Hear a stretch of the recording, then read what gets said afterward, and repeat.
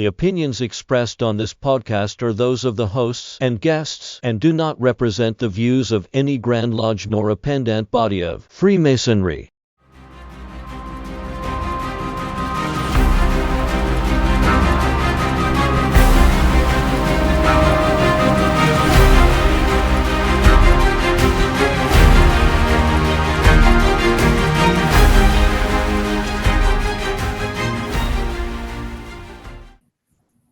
Well, welcome, brethren. This is the Masonic Shelf Podcast, and we are your hosts. My name is Brad Kohanke, and my co-host, Chris Williams. We are going to be reviewing Masonic-themed books and interviewing Masonic authors and interviewing other Masons who read these books to get some feedback on how these are either helpful or not helpful in our Masonic journeys. Chris and I decided that we wanted to do this after seeing several podcasts and enjoying almost all of them, but we didn't see anybody that was reviewing writings on Masonry, and we thought that that was a niche that maybe we could help fill, and so here we are. Tonight we're going to be reviewing our first book, and it's entitled Observing the Craft by Worshipful Brother Andrew Hammer. Chris, you want to elaborate on why we chose this book first? This book is one of the best books I've read in a long time, and after I read it, I changed a lot of things in my Masonic life, and I can't wait to get into it. Okay, where do you want to think we ought to start with this, Brad? Well, the reason that I wanted to do this book first is, all these guys that are joining Masonry today, in my opinion, are for the most part joining for the right reason. And when I talk to these new guys, a lot of times they'll ask me, what should I read? As soon as they become a Master Mason, what should I read first? What should I read? And Andrew Hammer's book is the first one that I recommend, because in my belief, these guys are joining for the right reasons, and it's for education and for spiritual enlightenment and kind of a transformative experience in Freemasonry. And Hammer's book is all about that. And I want them to know that that is available to them out there, even if, for the most part, they're not getting it in their lodge. They need to know that it's available. And if they read that book first, then they know that it's out there. They'll seek like-minded Masons. And so I recommend that book. So this book was written in 2010, but it could have just as easily been written last week. Andrew Hammer is a past master of Alexandria, Washington Lodge, number 22 in Virginia. Pretty historically significant lodge if you've ever been to Alexandria, Virginia, just outside of DC. Absolutely. So let me just read kind of a summary of his introduction and give you a flavor of what he talks about. In the introduction, Andrew Hammer sets the tone for the entire book by calling for a return to Freemasonry's traditional initiatic roots.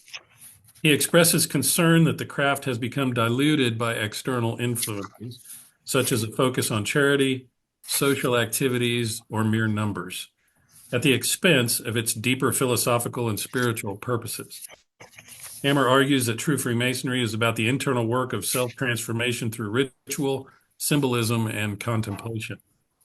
He introduces the idea of observing the craft as a mindset rather than a set of aesthetic preferences or external practices.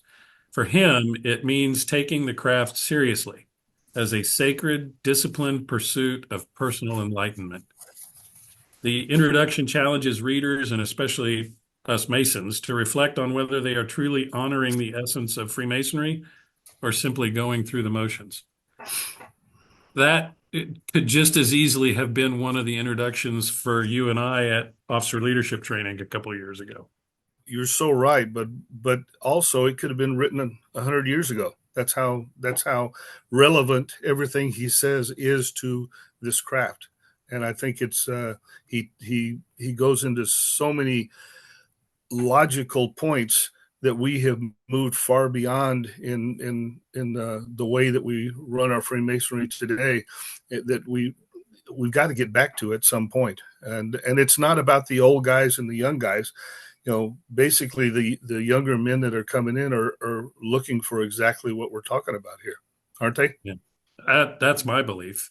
I think our focus has been on trying to reestablish our relevance in society, building back the numbers so that we can afford the buildings and all of that stuff. And I think if we focused on the things that he points out in his book instead, all of that would kind of fall into place.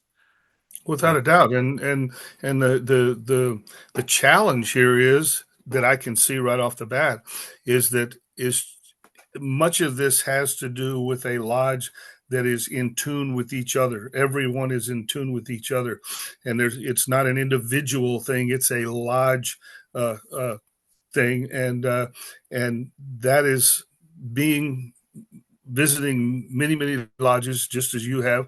I see that as a real challenge to do, and maybe something like this podcast and maybe others that come along will point that out, and maybe more and more guys will finally get the idea that if you want that emotional spiritual connection in your lodge that you think is missing, it takes everybody.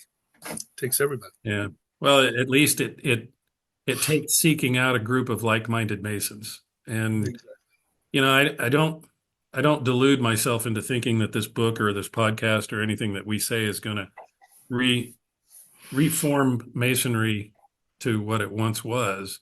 But at least, at the very least, it might point out to some of the newer guys that this philosophical and spiritual enlightenment that we're talking about is real and it's out there and they can find it. If they can't find it in their lodge, I'm not advocating them leaving their lodges, but they can seek other guys in and around their area that are of a like mind and experience it together. And I got to tell you, that was the reason I joined Masonry all these many years ago. It was 34 years ago. Yeah. But, like most guys, I didn't see it when I first joined, and I got disillusioned. And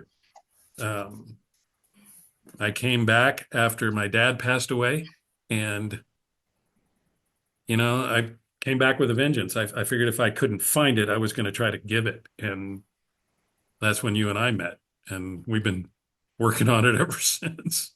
Pretty much. And for guys that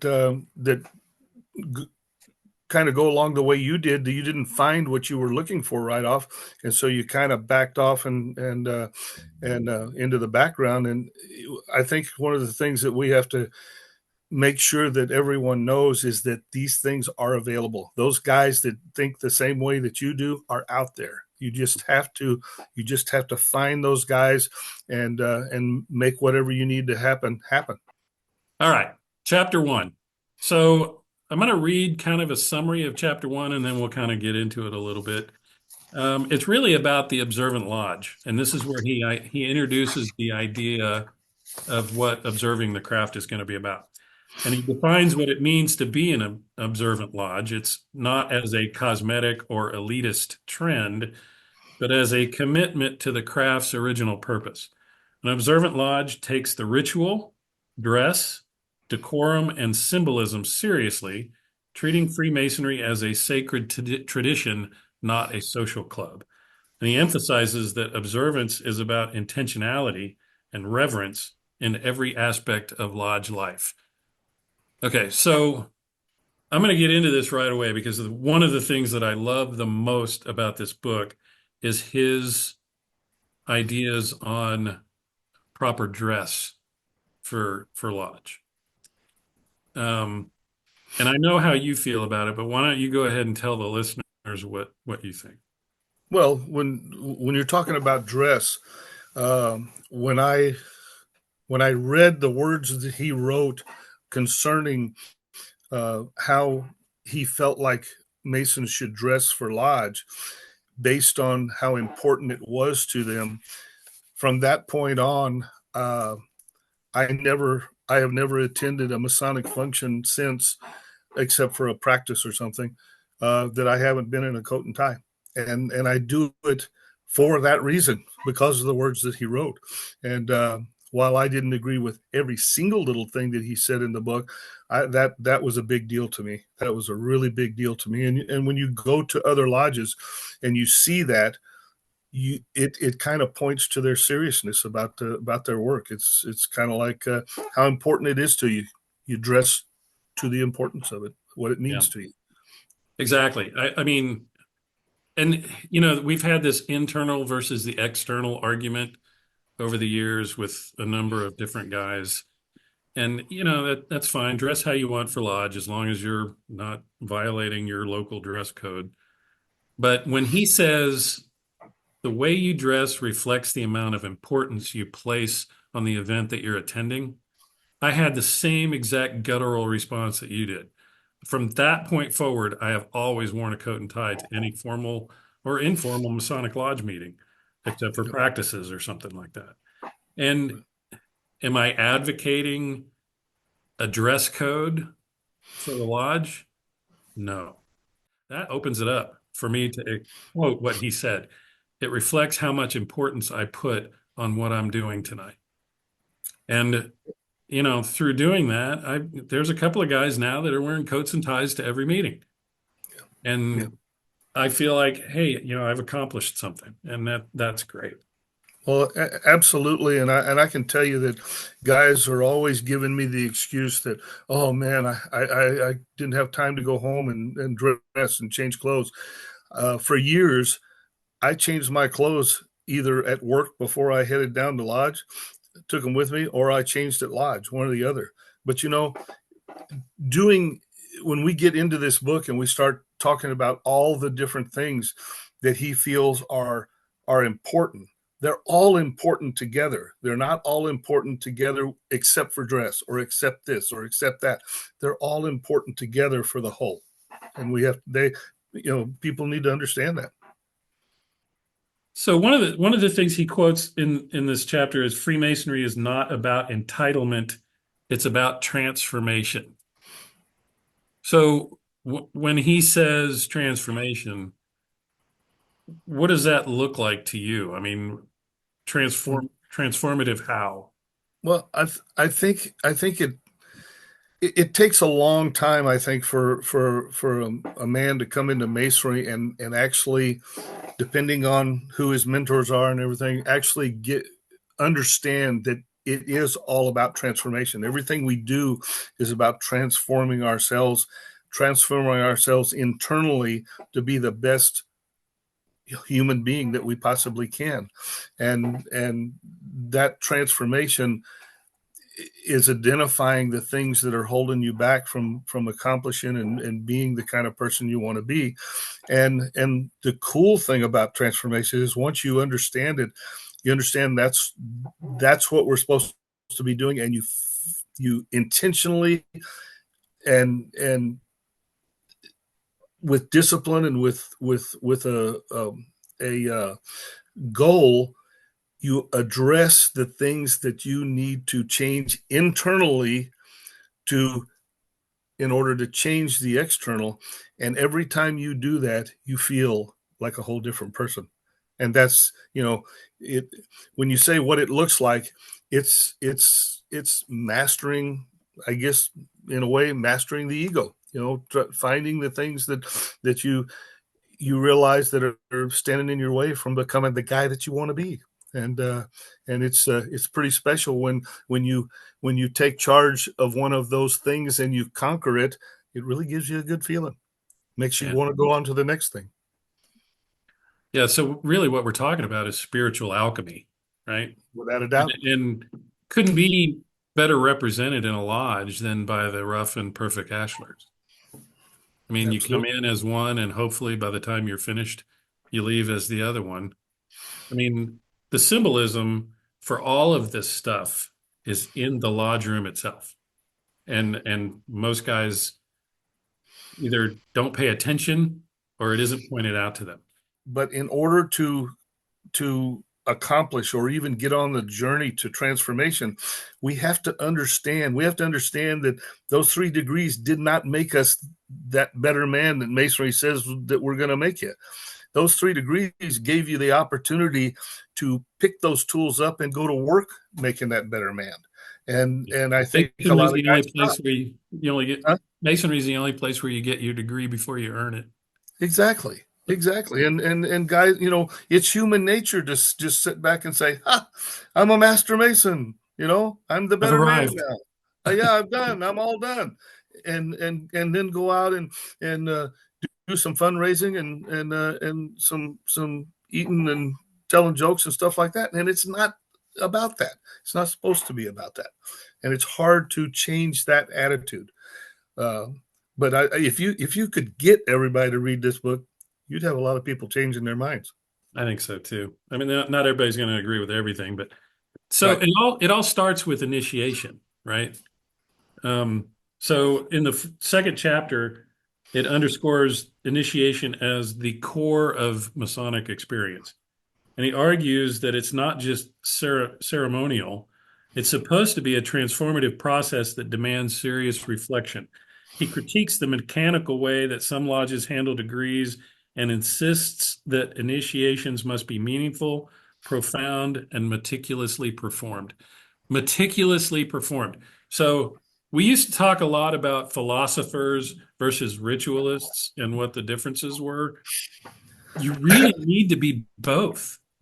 Exactly. And I can't tell you how disappointing it is to go to a lodge to see a degree performed and see it performed haphazardly. Like they're not taking it seriously. They're not doing the floor work right. They're not using the exact verbiage. And their excuse is always something like, well, the candidate can't see anyway, or the candidate hasn't ever been through this before. They don't know I screwed up. Yeah, the initiation ceremony is not just for the candidate. It's for everybody on the sideline to relive their own experience and remember what it meant then and examine what it means now. And Exactly. ritual is essential.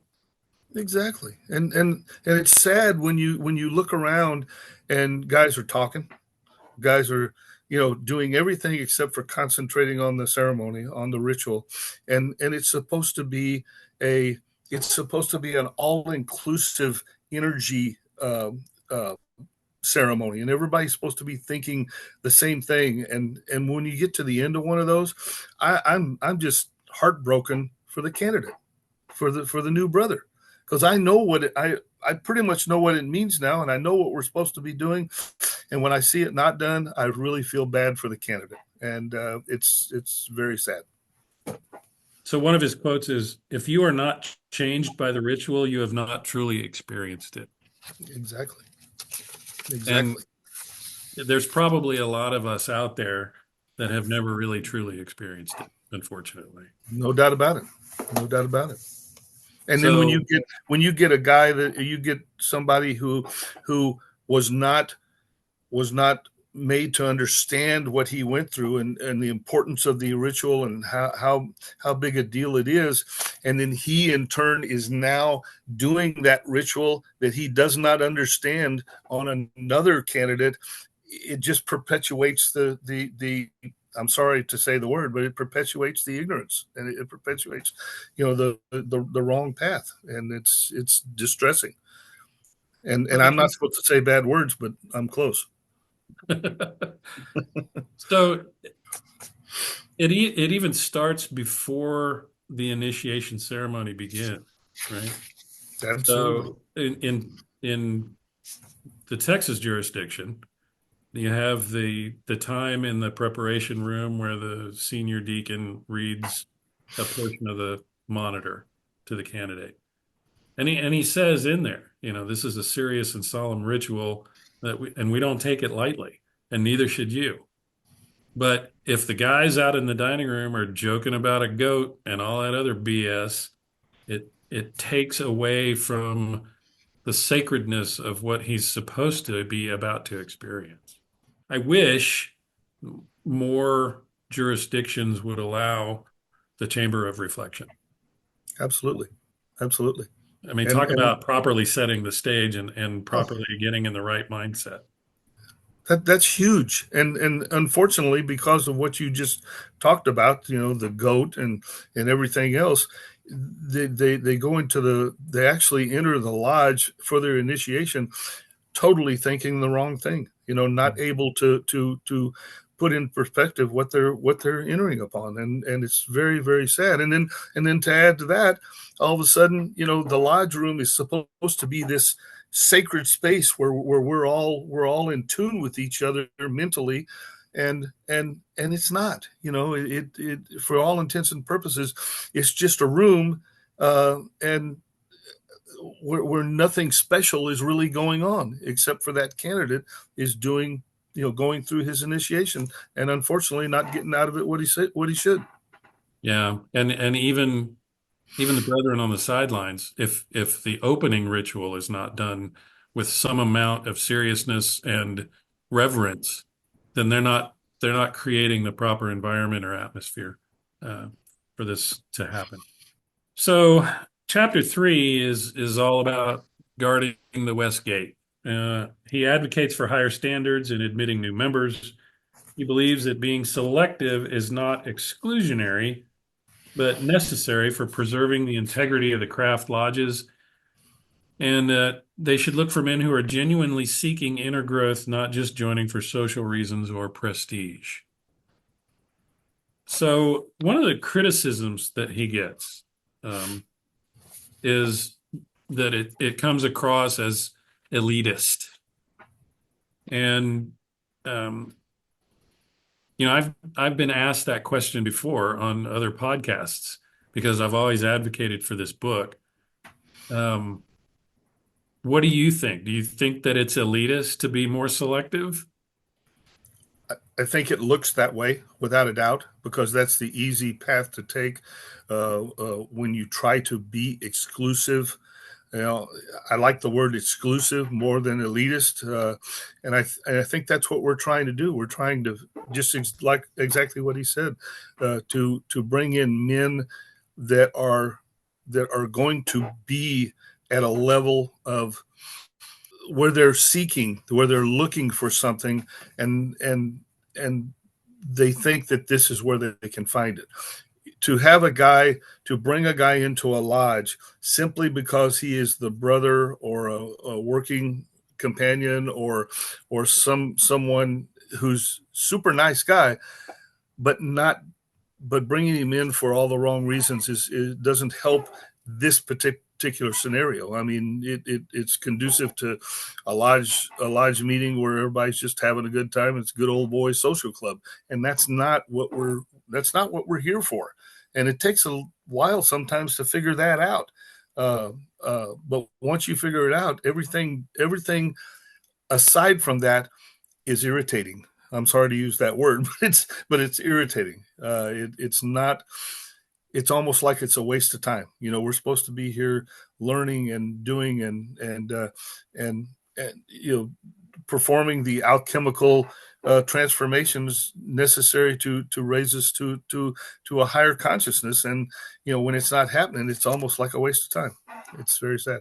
Yeah, I mean, I'm 62 years old and I'm running out of time to be wasting it going to lodge meetings where all we do is eat dinner and read the minutes and pay the bills. That doesn't do it for me. And yeah, there's something to be said for getting together with friends, but I can do that at the bowling alley or at the pub. Exactly. I go to lodge for a completely different reason, and I'm hoping that I'm going to get something new out of it each time that I go. And you Um, mentioned dinner. I don't know if this is the proper way to talk about it, but the dinner is hugely important to the whole experience. And I've always thought we do it wrong. You and I both belong to a couple of organizations where the dinner is always after the meeting, after the education presentation or whatever, and what a difference it makes when you can sit there and talk to your brothers about what you just experienced in lodge, instead of being by yourself driving home thinking about it. It's a whole different experience. Yeah, And it it's really part of the is. whole. And you're so right, because we go to the meetings and the stated meetings primarily to do the business of the lodge. I mean, that they're business meetings. And I've always advocated for including education in those business meetings because it's an essential part of Masonry. However, if you can get to the point where your lodge does its business meeting and then goes for dinner together and has an educational presentation prior to dinner, and then over dinner or after dinner, everybody just kind of contributes their observations on the educational presentation around the festive board. So much more meaningful, Oh, way yeah. more meaningful. Yeah. There's a quote in there where he says, "There is no nobility in numbers, only in quality." And it reminded me, we used to say all the time at OLT, Masonry is supposed to be a distinguished group of gentlemen getting together on a regular basis to discuss the most important issues of the day and to engage in some form of transformative experience. And this is where we kind of get into the internal versus the external thing, because it doesn't matter how much money you make. It doesn't matter what your background is. It doesn't matter what religion you are. It doesn't matter the color of your skin or your racial background. None of that matters. And when we're talking about the internal versus the external, that's what we're talking about. Is the guy on a spiritual quest? Is he interested in a philosophical discussion? And will he conduct himself as a gentleman? Has nothing to do with socioeconomic status, race, or any of that stuff. That's the external stuff that we don't care about. It's the internal stuff that we care about. So we're not talking about what he wears. We're talking about what he projects Exactly. and what he's trying to project and what he's trying to become. So, And if he becomes that good person inside, that higher conscious person inside, that will automatically reflect on the outside, and everybody will see it. And it's the old Hermetic axiom, as within, so without. right. But in this chapter, he's really stressing quality over quantity, and in an organization that's still struggling for relevance in today's society and still trying to hold on to all of their buildings, this is a tough pill to swallow because they need the numbers. But in my opinion, what we're going through is kind of just an essential process. We're streamlining again and getting back to what the core principles of the organization were supposed to be. And unfortunately, it means that some lodges are going to merge, some buildings are going to be lost. But ultimately, once we get down to a critical mass, and we start focusing on the right things, you're going to see growth again. That's my opinion. I mean, what do you think? I think you're exactly right. I think what we've done is we've created this monster because at some point we decided to start focusing on numbers instead of quality, quantity instead of quality. And when we started doing that, we kind of threw the gate open and started letting anybody in, And when we did that, we totally took the mystery, application, the initiatic process, the raising of our conscience. We took that whole mathematical equation out of the picture for numbers. And I truly believe that the way that we get it back is that we start focusing on the serious things that we're supposed to, and not get serious about the guys that we're letting in. And at some point, we're going to get the people. So you guys are elitists, but we're not. We're exclusive, and we start getting those kind of guys in there. Then guys are going to start wanting to be part of it because of that experience that we're providing. That's the experience we should have been providing in the first place.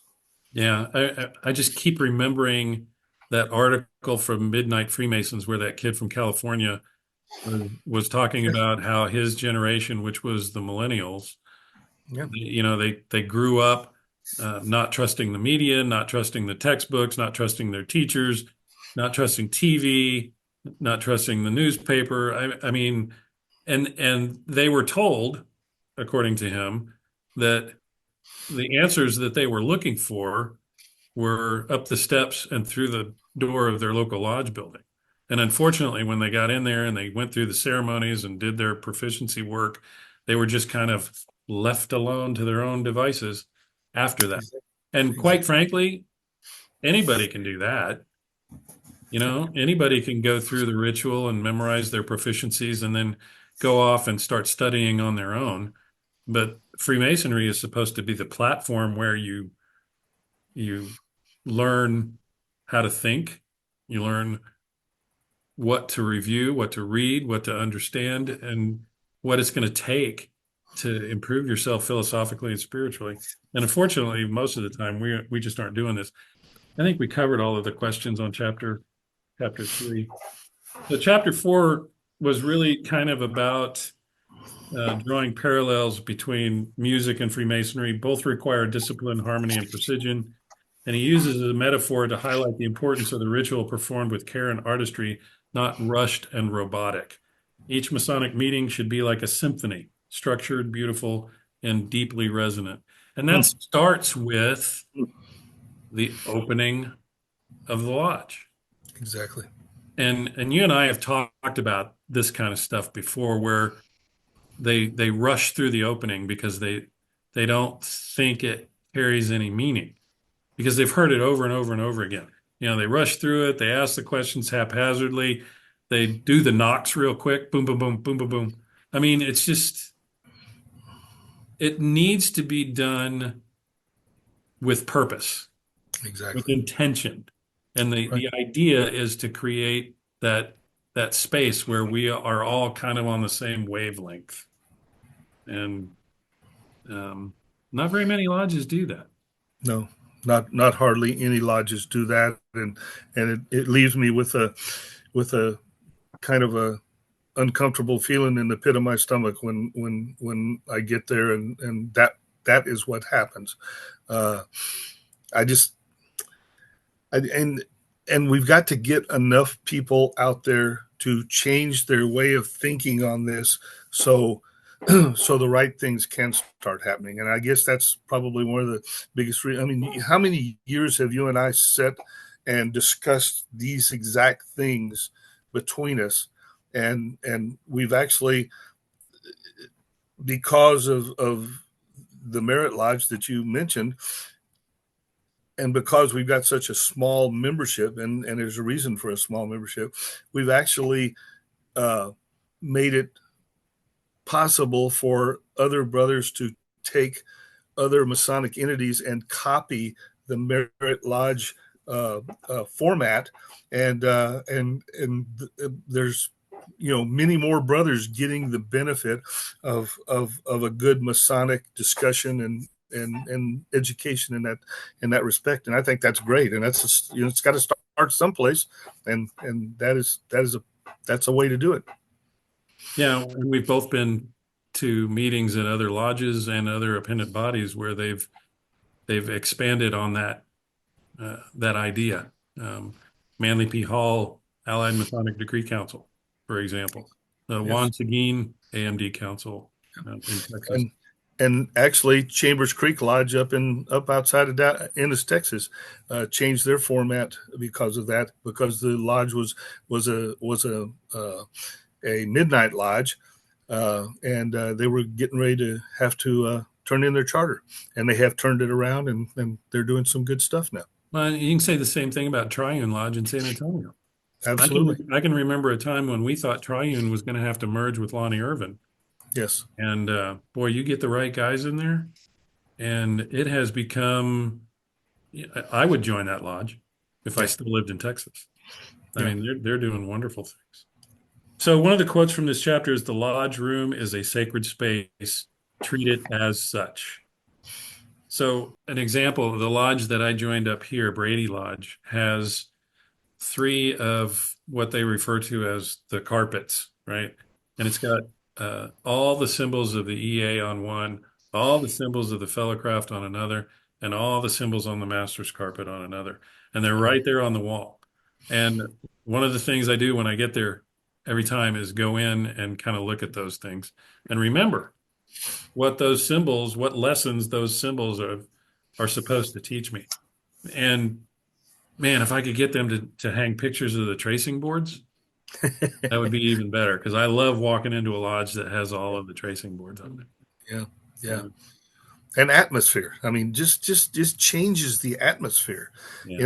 inside the lodge. It just, I went to a lodge one time that the only light in the lodge were permanent candle holders spaced around the walls of the lodge, and it wasn't a very big lodge. But you talk about atmosphere. Oh my gosh, it was amazing. Amazing. Even better if they use incense to scent the lodge prior to the meeting. And then when you walk in after the meal, if you have a meal beforehand, if you walk in and there's music playing.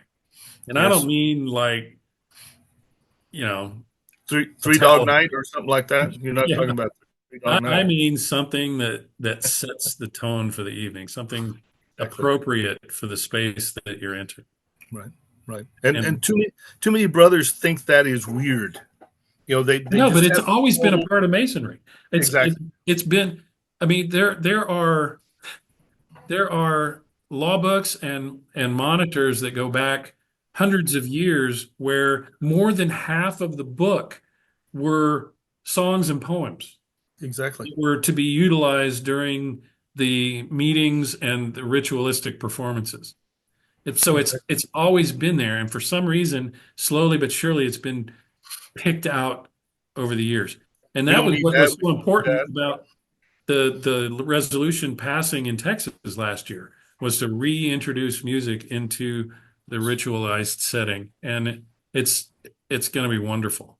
It's going to be fantastic. Looking forward to it. Looking forward to it. So one of the quotes that I want to read to you is, "We are not a civic club. We are initiates of a mystery tradition." A mystery tradition. I love that. I know you love it because you've written on it extensively. But the sad thing is that you'll get 10 brothers to argue with you anywhere you turn that we don't have any connection to the mystery traditions.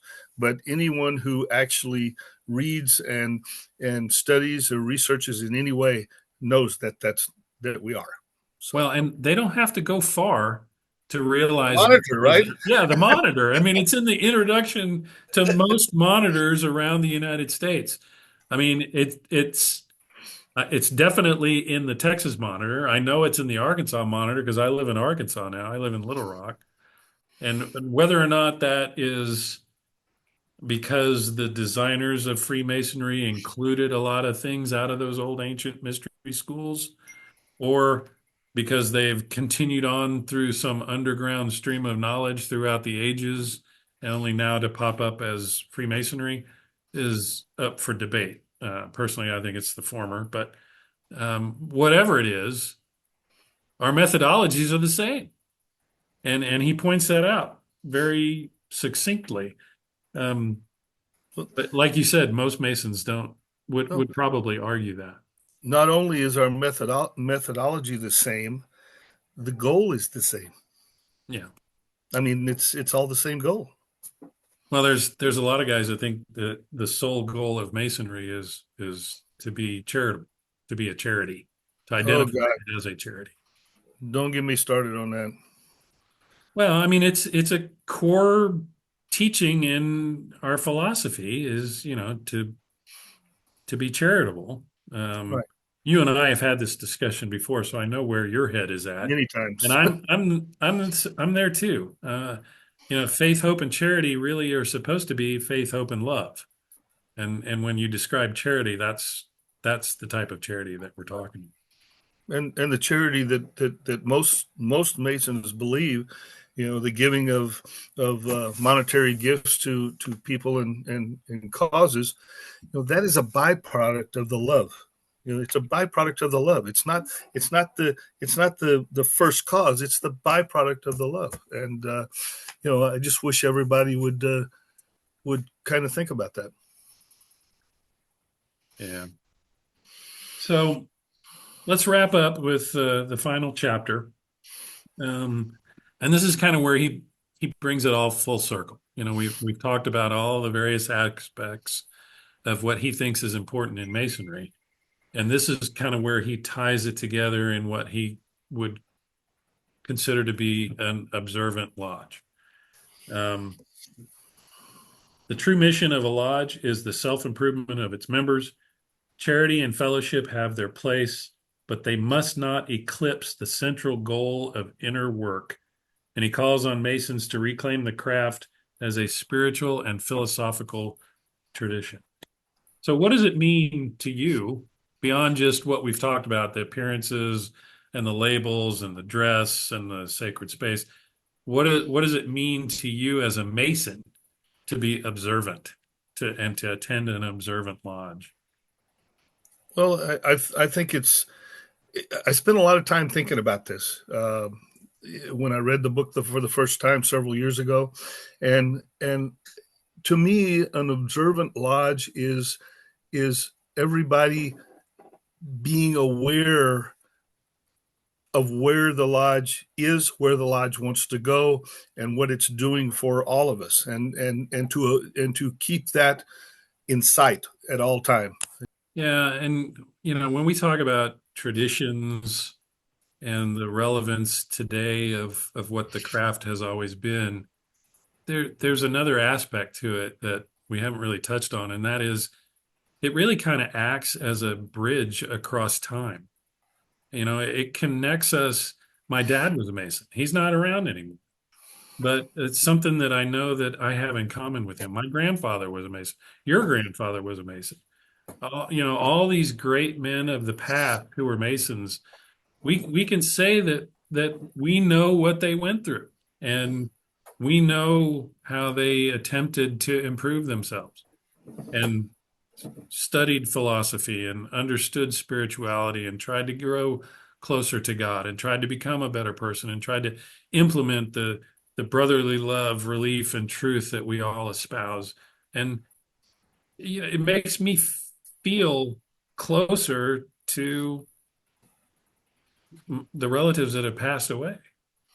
I still have that connection, and there's a lot to be said for that. You said your grandfather was a Mason. My grandfather was a Mason. Did you know him? I mean, did you know him well? Your grandfather? Yeah, my parents were kind of older when I was born, and I didn't get a lot of time with my grandfather. I think I was 10 when he passed away, but I remember him distinctly. Yeah. Yeah. Well, I remember my grandfather, but he lived 400 miles away, and he passed away when I was 6 years old, and I never knew him, never knew him at all. But when I became a Mason, since then, I've gotten to know my grandfather pretty well. And it's because of our shared experiences, because of all the things that I know that all Masons have gone through. I mean, these things let me know what kind of a character he had, what kind of a guy he was, and that's pretty important. Yeah. So, do you think that if more people adopted this mindset, that we might see a change over time? Absolutely. I don't see how you could read the entirety of this book and not be touched in certain ways, and at least make you think seriously about hey, what is it that I'm doing here? And I think that's important. That's one of the reasons I love this book so much, and I think it ought to be one of those books that's required to read after you finish your degrees. Yeah. Anybody who asks me, like I said at the beginning, this is the first book I recommend to a newly raised Master Mason. Yeah. Because I want them I want to catch them while they're still in the right mindset before they get disillusioned, to let them know that it's out there. Because I really do believe most of the guys that are joining today, whether they be younger or older, are joining for the right reasons. They're not just joining to get away from the family for one night a month Right. or 2 nights a month or whatever it is. Not They're only for the joining right reason, with purpose. Yeah. exactly. Not only for the right reason, but the guys, if everybody's joining for the right reason, or most of them are, then part of them are getting fulfilled as to what they're looking for, and another part of them aren't. And how sad is it to lose a guy whose mind is in the right place and wants what we're trying to do here and doesn't get it. Yeah.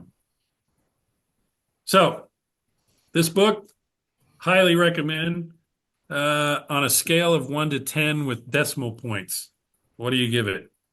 Oh gosh, as high as the scale goes, 10 plus plus plus. It's a great book. It's a great book. It is a great book. I'm going to be a little bit more circumspect. I'm going to say 9.4, just because Oh nobody's God, put. you are vicious. I got to tell you that. Yeah, well. So, not anything in the nines means pay whatever the asking price is. If it's in the eights, get it. If it's in the sevens, get it. Anything below the sevens, don't bother. Right, right. That's So exactly right. the other book that I would recommend, and we're not going to review this one, but two books that I always recommend to newly raised Master Masons: Observing the Craft by Andrew Hammer and Freemasonry for Dummies by Chris Hodapp, because Yeah, it's a great reference book. right. It's got so much information, and it's about that thick. Yeah. And it's got a little bit of information on virtually everything with regard to Masonry. So if you got general questions about structure, formation, things like that, it's a great reference book. So that's going to wrap up this episode of the Masonic Shelf. Chris, do you have any parting comments for our listening brethren? Well, I just want to thank everyone that's going to watch this and listen to it, for watching and listening to it, and hopefully some of the things that we said, while we're not professionals, hopefully will make you think, and more importantly, make you pull a book off the shelf and read it. Yeah. Well, I want to thank our producer, Jason Reichenberg.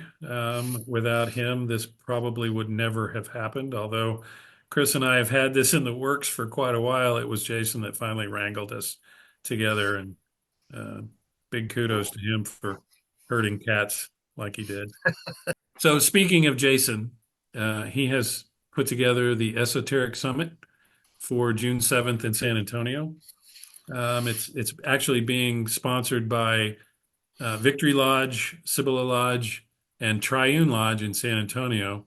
And they put together a pretty fantastic slate of speakers. It's going to be an all-day thing. There's limited availability. I think they're only selling 50 tickets.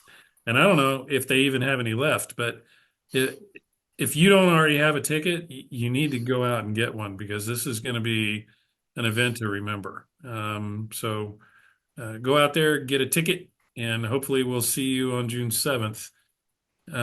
If you like this episode and Andrew Hammer's book, Observing the Craft, spoke to you somehow, we'd love to hear a comment in the comment section. Our next episode, we haven't decided on who the guest is going to be, but we're going to try to interview an author. We have somebody in mind, but we need to reach out to him and verify that he's available for the time that we want to do it. But until next time, keep reading, brethren.